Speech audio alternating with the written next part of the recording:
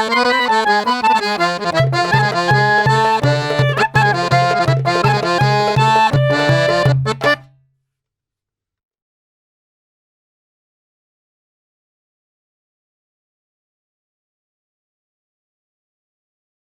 a tutti e benvenuti all'Osteria di Monteverde, il mio locale insieme a Fabio Tenderini, di cui sono anche chef. Siamo oggi qui in cucina, in una cucina romana, per parlare di Guido Quarto. E proprio a Roma questo ingrediente, che è un insieme di tantissimi altri ingredienti, ha forse trovato la terra più fertile dove crescere. Infatti molte altre regioni d'Italia li usano, ma forse è proprio qui che sono stati sviluppati più piatti, dai più conosciute Coratella, Coratella con i carciofi, alla classica con la vaccinara, il sugo con la pagliata, animelle, fricatelli di maiale, fegatini di pollo, che abbiamo proprio qua oggi, fegatini di pollo, l'animella è appunto, il cervello, potrebbe spaventare un pochino, ma dopo mi fa preparare un piatto delizioso. Il menù dell'osteria cambia in continuazione, molto legato al mercato, ma ci sono alcuni piatti che sono diventati storici per il locale che ormai compie da 10 anni e non proprio tradizionalissimi, ma ci piace proprio giocare e cucinare questi piatti che li vendiamo direttamente o dal mattatoio centrale o da piccoli produttori. E troviamo molto etico utilizzare anche le parti più povere dell'animale, che molti scartano. E proprio oggi voglio proporvi uno dei nostri piatti classici che si prepara con il cervello di vitella che abbiamo qua. Andremo a preparare un piatto che qui all'osteria serviamo tra la carta di dessert, un po' per provocare, un po' perché era un piatto con delle tendenze dolci, così è stato definito da molti amanti, e non mi andava di toglierlo dalla carta perché ero riuscito a fare una cosa di cui ero molto soddisfatto e quindi ho proposto questo menù.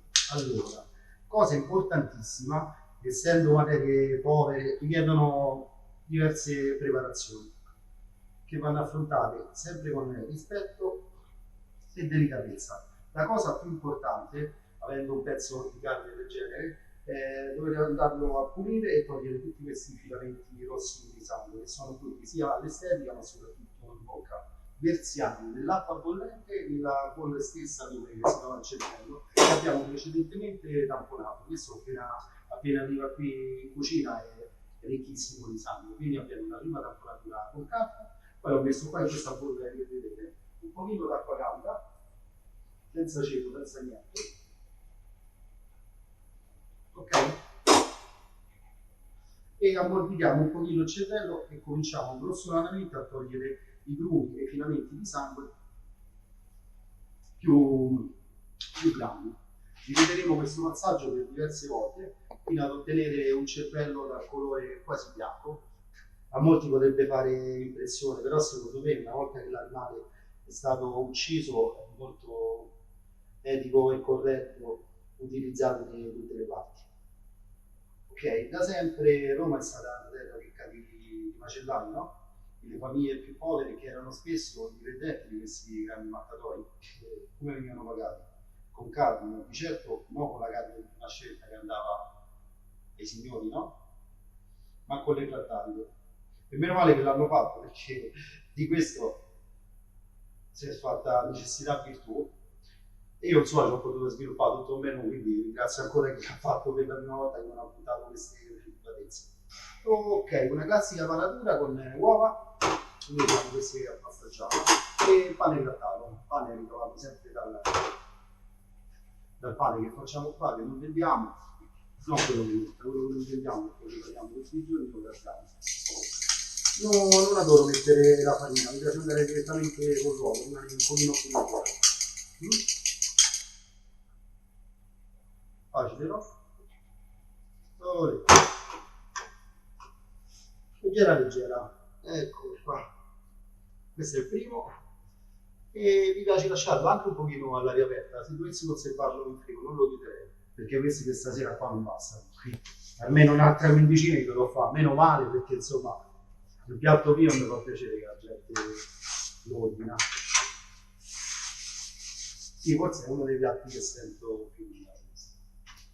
Quindi andiamo a preparare, visto che lo serviremo come dessert, una composta, quasi una marmellata di pomodoro e zenzero. Però comunque la cosa bella del suo lavoro è che ogni giorno almeno un ingrediente nuovo si scopre, c'è sempre tanto entusiasmo. Allora te magari vai a mettere insieme la marmellata che ti sei inventato 20 anni fa da ragazzino con tua nonna, con una tecnica che hai imparato magari lavorando un anno a Bruxelles, no? Allora poi cerchi, quando ho fatto il locale apposta, per questo motivo, potete mettere insieme tutto. Intanto ci facciamo una bella insalatina di finocchio, che richiama un po' il pinzimonio di Levasso, sempre romano, no?